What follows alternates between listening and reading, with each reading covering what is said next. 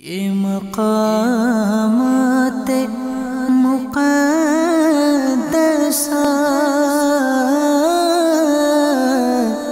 یہ مقامات مقدسہ۔ الحمدللہ رب العالمین والصلاة والسلام علی سید الانبیاء والمرسلین، اما بعد فاعوذ باللہ من الشیطان الرجیم، بسم اللہ الرحمن الرحیم۔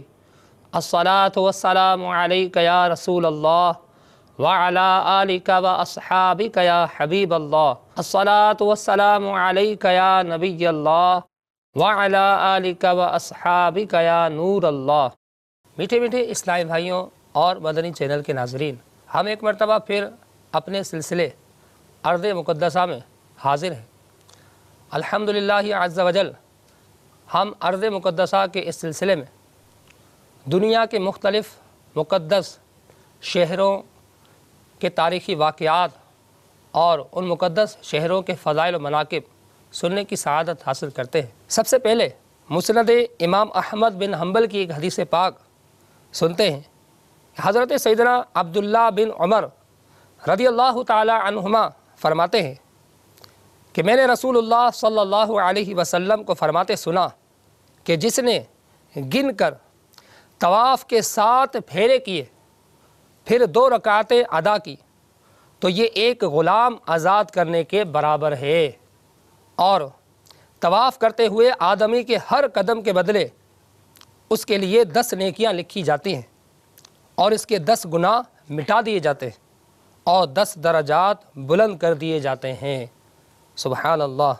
میٹھے میٹھے اسلامی بھائیوں اور مدنی چینل کے ناظرین، حضرت سیدنا سعید بن مرجانہ رضی اللہ تعالی عنہ فرماتے ہیں کہ میں نے جب سیدنا زین العابدین رضی اللہ تعالی عنہ کی خدمت عالی میں یہ حدیث پاک سنائی تو امام زین العابدین رضی اللہ تعالی عنہ نے اپنا ایک ایسا غلام اللہ عز و جل کی راہ میں آزاد کر دیا کہ جس کی حضرت سیدنا عبداللہ بن جعفر رضی اللہ تعالی عنہما 10,000 درہم کی قیمت لگا چکے تھے۔ اتنا قیمتی غلام آپ رضی اللہ تعالیٰ عنہ نے اللہ کی رضا کی خاطر آزاد کر دیا۔ تو طواف کے 7 چکر لگانے والے کو اللہ تبارک و تعالیٰ ایک غلام آزاد کرنے کا ثواب عطا فرما دیتا ہے۔ ترمذی شریف کی حدیث پاک ہے کہ حضرت سیدنا ابن عباس رضی اللہ تعالیٰ عنہما سے روایت ہے کہ مدینہ کے سلطان رحمت عالمیان صلی اللہ علیہ وسلم کا فرمان عظمت نشان ہے، جس نے 50 مرتبہ طواف کیا گناہوں سے ایسا نکل گیا جیسے آج اپنی ماں سے پیدا ہوا۔ ایک اور ترمذی شریف کی حدیث پاک سماعت فرمائیے۔ حضرت سیدنا ابن عباس رضی اللہ تعالی عنہما سے روایت ہے کہ سرور کائنات شاہ موجودات صلی اللہ علیہ وآلہ وسلم کا ارشاد پاک ہے کہ بیت اللہ کے گرد طواف نماز کی طرح ہے، سوائے اس کے کہ تم اس میں کلام کر سکتے ہو، یعنی نماز میں کلام نہیں، اس میں کلام کر سکتے ہو، تو جو طواف میں کلام کرے تو اچھا ہی کلام کرے۔ اس حدیث پاک کے اس حصے کے شرح میں مفسر شہیر حکیم الامت حضرت مفتی احمد یار خان علیہ رحمت اللہ الحنان ارشاد فرماتے ہیں کہ طواف بھی نماز کی طرح ہے، یعنی طواف بھی نماز کی طرح ایک بہترین عبادت ہے، اور علماء فرماتے ہیں کہ مکے والے کے لیے نفلی نماز نفلی طواف سے افضل ہے، اور باہر والے کے لیے نفلی طواف نفلی نماز سے افضل ہے کہ انہیں اس خاص زمانے ہی میں طواف میسر ہوتا ہے کہ جو شخص مکہ مکرمہ کا رہنے والا ہے، خانہ کعبہ کے قریب ہی رہتا ہے، اس شخص کے لیے نفلی طواف سے بہتر ہے کہ وہ نفلی عبادت کرے، نماز پڑھے، نوافل پڑھے۔ لیکن جو شخص باہر سے آیا ہے تو اس شخص کے لیے یہ بات ہی بہتر ہے کہ وہ شخص زیادہ تر خانہ کعبہ کا طواف کرے۔ میٹھے میٹھے اسلامی بھائیوں اور مدنی چینل کے ناظرین، یہ بھی سماعت فرما لیجیے کہ طواف کرنے کے لیے وضو کرنا واجب ہے، جیسا کہ بہار شریعت میں یہ مسئلہ درج ہے کہ وضو نہ ہو تو نماز و سجدہ، تلاوت اور قرآن شریف چھونے کے لیے وضو کرنا تو فرض ہے، اور خانہ کعبہ کے طواف کے لیے وضو کرنا واجب ہے۔ فرمان مصطفیٰ صلی اللہ علیہ وسلم ہے، جس نے خاموش ذکر الہی کے ساتھ شدت کی گرمی میں طواف اس طرح کیا کہ نہ کلام کیا نہ کسی کو ایذا دی، اور ہر پھیرے پر استلام کیا تو ہر قدم پر 70,000 نیکیاں لکھی جائیں گی، 70,000 گناہ مٹائے جائیں گے، اور 70,000 درجے بلند ہوں گے۔ قوت القلوب میں درج ہے کہ حدیث پاک میں ہے، جس نے برسات میں طواف کے ساتھ چکر لگائے اس کے سابقہ یعنی پچھلے گناہ بخش دیے جاتے ہیں۔ حضرت سیدنا ابو عقال رضی اللہ تعالیٰ عنہ فرماتے ہیں کہ ایک مرتبہ میں نے بارش کے دوران حضرت سیدنا انس بن مالک رضی اللہ تعالیٰ عنہ کے ساتھ بیت اللہ شریف کا طواف کیا۔ جب ہم طواف مکمل کرنے کے بعد مقام ابراہیم پر حاضر ہوئے اور 2 رکعتیں ادا کی تو حضرت سیدنا انس رضی اللہ تعالیٰ عنہ نے ہم سے فرمایا کہ نئے سرے سے عمل شروع کرو، کیونکہ تمہاری مغفرت ہو چکی ہے۔ اور پھر آپ نے ارشاد فرمایا کہ جب ہم نے حضور پاک صاحب لولاک سیاح افلاک صلی اللہ علیہ وسلم کے ساتھ بارش کے دوران طواف کیا تھا تو آپ صلی اللہ علیہ وسلم نے ہم سے اسی طرح فرمایا تھا۔ صفا اور مروہ یہ دونوں پہاڑ اللہ کی نشانیوں میں سے ہیں، چنانچہ اللہ تعالیٰ پارہ 2 سورۃ البقرہ کی آیت نمبر 158 میں ارشاد فرماتا ہے، ان الصفا والمروۃ من شعائر اللہ فمن حج البیت او اعتمر فلا جناح علیہ ان یطوف بہما ومن تطوع خیرا فان اللہ شاکر علیم۔ ترجمہ قرآن کنز الایمان۔ بے شک صفا اور مروہ اللہ کے نشانوں سے ہیں، تو جو اس گھر کا حج یا عمرہ کرے اس پر کچھ گناہ نہیں کہ ان دونوں کے پھیرے کرے، اور جو کوئی بھلی بات اپنی طرف سے کرے تو اللہ نیکی کا صلہ دینے والا خبردار ہے۔ میٹھے میٹھے اسلام بھائیوں اور مدنی چینل کے ناظرین، مفسر شہیر حکیم الامت حضرت مفتی احمد یار خان علیہ رحمۃ اللہ الحنان فرماتے ہیں کہ پچھلے زمانے میں ایک شخص تھا جس کا نام تھا اساف، اور ایک عورت جس کا نام نائلہ تھا۔ انہوں نے خانہ کعبہ میں ایک دوسرے کو بدنیتی سے ہاتھ لگایا، عذاب الہی سے دونوں پتھر بن گئے یعنی بت بن گئے، اور عبرت کے لیے اساف کو تو صفا پہاڑ پر رکھ دیا گیا اور نائلہ کو مروہ پر، تاکہ لوگ انہیں دیکھ کر گناہ کے خیال سے بچیں۔ لیکن ہوا کیا کہ کچھ زمانے کے بعد جب جہالت کا زور ہوا تو لوگوں نے ان کی پرستش شروع کر دی۔ جب صفا پر لوگ آتے یعنی جب صفا اور مروہ کے درمیان دوڑتے تو تعظیم کے ارادے سے انہیں چھو لیتے، تو صحابہ کرام علیہم رضوان کو صفا مروہ کے درمیان دوڑنا ناپسند ہوا، کیونکہ اس میں بت پرستوں اور بت پرستی سے مشابہت تھی۔ تب یہ آیت کریمہ اتری جس میں ان کی تسلی فرمائی گئی کہ تمہارا یہ کام یعنی صفا اور مروہ کے درمیان سعی کرنا رضاء الہی کے لیے ہے، تم اس میں حرج نہ سمجھو۔ میٹھے میٹھے اسلامی بھائیوں اور مدنی چینل کے ناظرین، صفا مروہ پر جو سعی کی جاتی ہے یہ بی بی ہاجرہ رضی اللہ تعالی عنہا کی یاد ہے کہ جو کہ حضرت ابراہیم علیہ السلام کی زوجہ محترمہ ہے۔ اس بات کو بھی سماعت کیجئے کہ یہ کیسا واقعہ تھا کہ صفا مروہ کی سعی جو ہم کرتے ہیں تو یہ کس کی یادگار ہے کہ جب حکم الہی سے حضرت ابراہیم علیہ السلام کھجوروں کی ایک ٹوکری اور کچھ روٹی کے ٹکڑے اور پانی کا مشکیزہ دے کر سیدتنا ہاجرہ رضی اللہ تعالی عنہا اور اپنے دودھ پیتے لخت جگر حضرت سیدنا اسماعیل علی نبینا و علیہ الصلاۃ والسلام بے آب و گیا میدان میں چھوڑ کر واپس تشریف لے گئے۔ تو مفسر شہیر حکیم الامت حضرت مفتی احمد یار خان علیہ رحمہ فرماتے ہیں کہ جب تک کھجوریں اور پانی رہا، حضرت حاجرہ رضی اللہ تعالی عنہا اطمینان سے گزر کرتی اور فرزند کو دودھ پلاتی رہیں، مگر پانی ختم ہونے پر پیاس نے ستایا۔ لخت جگر نے بے اختیار رونا شروع کر دیا۔ تو ان کو اپنی اتنی پرواہ نہ ہوئی، مگر نور نظر کی بے قراری دیکھی نہ گئی۔ اٹھیں اور صفا پر چڑھیں کہ شاید کہیں پانی کا نشان ملے، مگر نہ ملا۔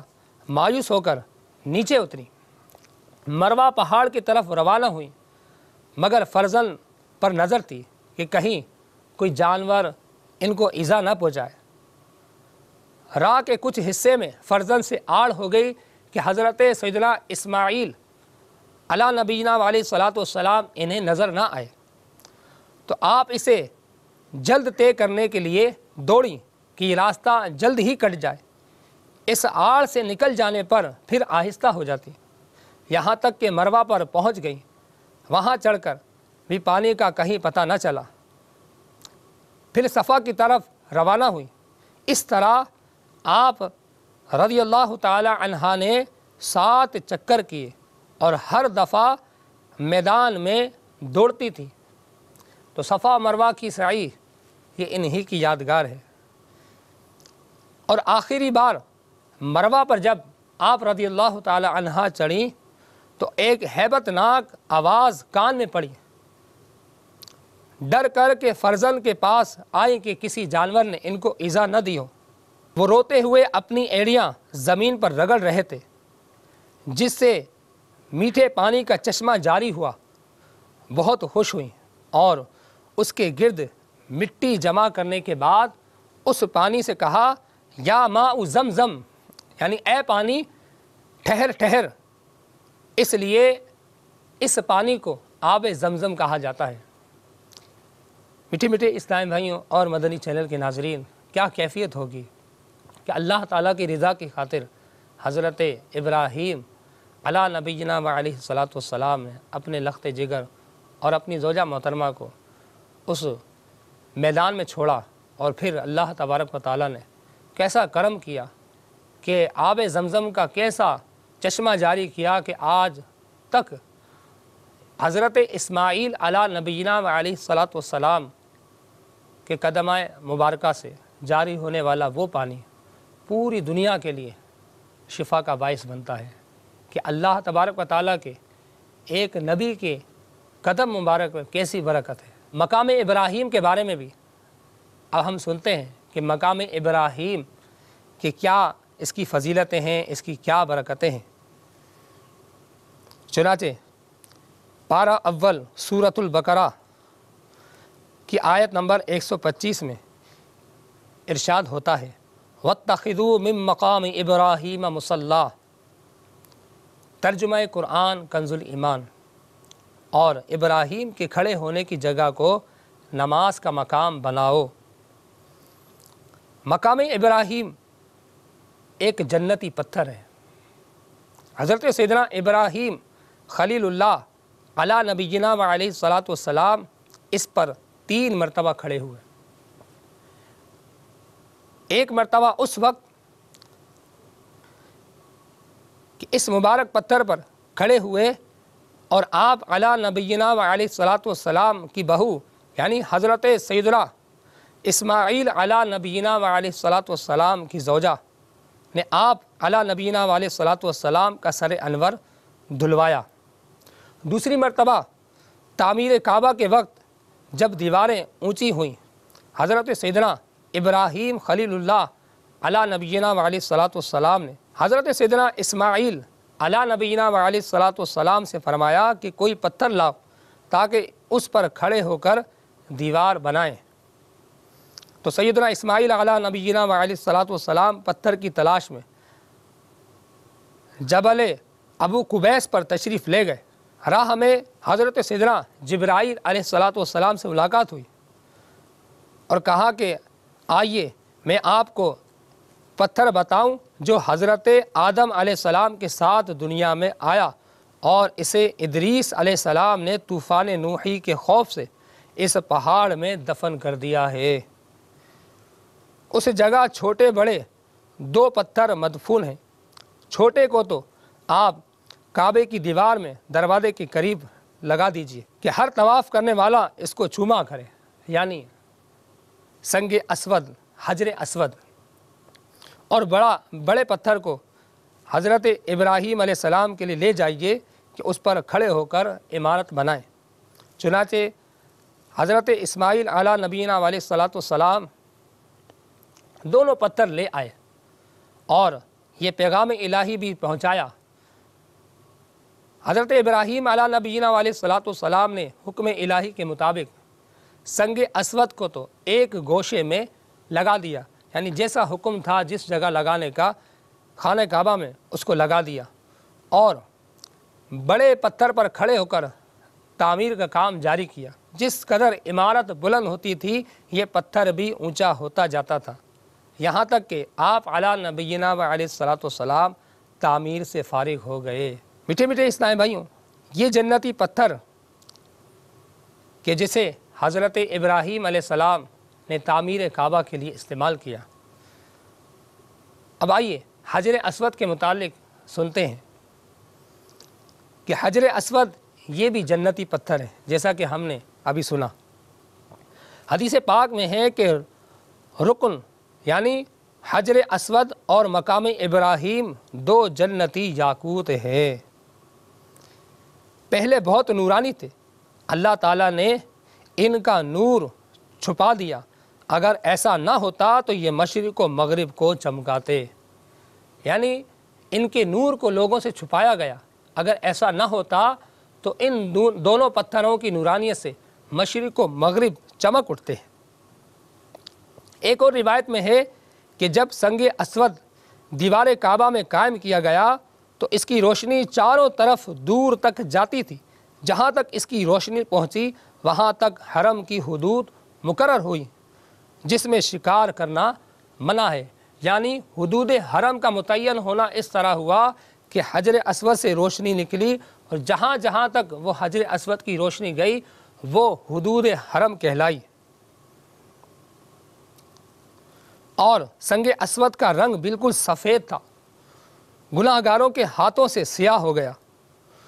حضور صلی اللہ علیہ وسلم نے اسے چوما ہے کہ کیسا مبارک پتھر ہے کہ جس کو ہمارے آقا صلی اللہ علیہ وسلم کے لبائے مبارکہ نے چوما۔ کیسا خوش نصیب پتھر ہے وہ، میٹھے میٹھے اسلامی بھائیوں اور مدنی چینل کے ناظرین، کہ یقیناً یہ وہ پتھر کہ جس کو آقا علیہ السلام نے بوسہ دیا۔ تو فاروق اعظم رضی اللہ تعالیٰ عنہ کا فرمان بھی سماعت فرما لیجیے کہ فاروق اعظم رضی اللہ تعالیٰ عنہ نے فرمایا، حجر اسود کے پاس آئے اور اس کو دیکھ کر فرمایا کہ اے حجر اسود، میں جانتا ہوں کہ تو پتھر ہے، نفع و نقصان کا مالک نہیں۔ اگر میں نے رسول اللہ صلی اللہ علیہ وسلم کو تجھے چومتے نہ دیکھا ہوتا تو تجھے کبھی نہ چومتا، تو صرف اس لیے میں تجھے چوم رہا ہوں کہ میرے آقا صلی اللہ علیہ وسلم نے تجھے چوما۔ واقعی میٹھے میٹھے اسلامی بھائیوں، وہ جنتی پتھر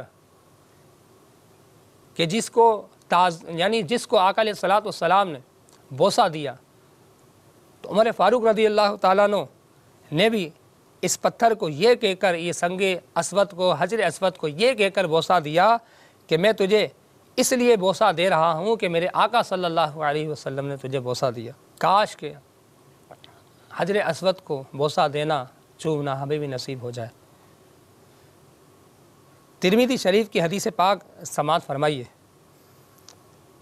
کہ فرمان مصطفیٰ صلی اللہ علیہ وسلم ہے کہ روز قیامت یہ پتھر یعنی حجر اسود اٹھایا جائے گا، اس کی 2 آنکھیں ہوں گی جس سے دیکھے گا، زبان ہوگی جس سے بولے گا، اور اپنے استلام کرنے والے کے حق میں گواہی دے گا۔ یعنی ایک تو ہوتا ہے حجر اسود کو جا کر قریب سے بوسہ دینا اپنے لبوں سے، اور ایک ہوتا ہے دور سے استلام کرنا۔ تو اس حدیث پاک میں یہ فضیلت ہے کہ اپنے استلام کرنے والے کے حق میں گواہی دے گا۔ میٹھے میٹھے اسلام بھائیوں اور مدنی چینل کے ناظرین، دنیا میں کوئی پتھر ایسا نہیں کہ جس کو چھونے سے گناہ مٹائے جاتے ہیں، لیکن حجر اسود ایسا مبارک پتھر ہے کہ جس کو چھونے سے گناہ مٹائے جاتے ہیں۔ اور یہ وہ پتھر ہے کہ اعلان نبوت سے پہلے بھی یہ پتھر مبارک شاہ خیر الانام صلی اللہ علیہ وسلم کو سلام کہتا تھا۔ یعنی جب اب تک حضور علیہ الصلوۃ والسلام نے اعلان نبوت نہیں فرمایا تھا، لیکن آقا علیہ الصلوۃ والسلام کو یہ پتھر سلام عرض کرتا تھا۔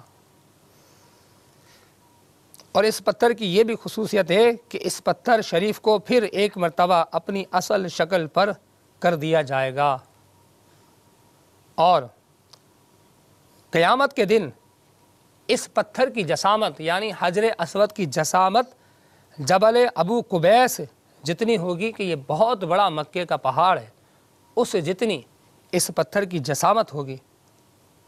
صلو علی الحبیب صلی اللہ تعالی علی محمد صلی اللہ علیہ وسلم۔ یہ مقامات مقدسہ